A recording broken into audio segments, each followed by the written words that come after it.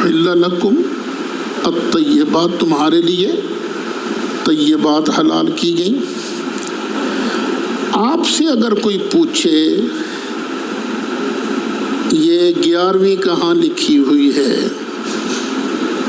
تو جو قرآن کہتا ہے احل لکم الطیبات، تمہارے لیے طیبات حلال کی گئی ہیں، تو 11ویں میں ہے کیا؟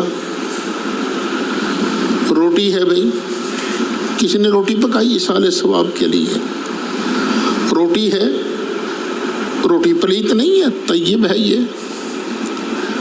یہ سالن ہے، سالن بھی طیب ہے، پلیت نہیں ہے۔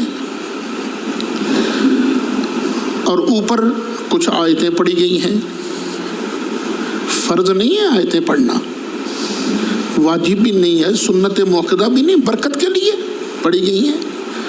یہ سمجھ کر وَنُنَزِّلُ مِنَ الْقُرْآنِ مَا هُوَ شِفَاء، یہ شفا ہے، تو برکت کے لیے آیتیں پڑھ لی گئی ہیں۔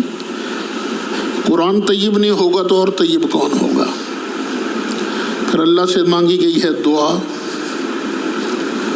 اللہ کو سب سے پسند کیا ہے کہ اس کی بارگاہ میں مانگا جائے، اور اپنے مسلمان بھائی کے فائدے کے لیے عرض کیا گیا یا اللہ اس کا ثواب اس کو بھیج دے۔ تو اس میں گناہ کیا ہے بھائی؟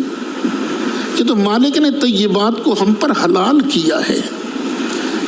ایک آیت پڑھ دو، ایک آیت جس میں لکھا ہو کہ یہ 11ویں حرام ہے، یہ میلاد حرام ہے، یہ فلاں چیز حرام ہے، خدا کی قسم چھوڑ دیں گے، لیکن جس کو اللہ حلال کرے ہم اس کو حرام نہیں کر سکتے۔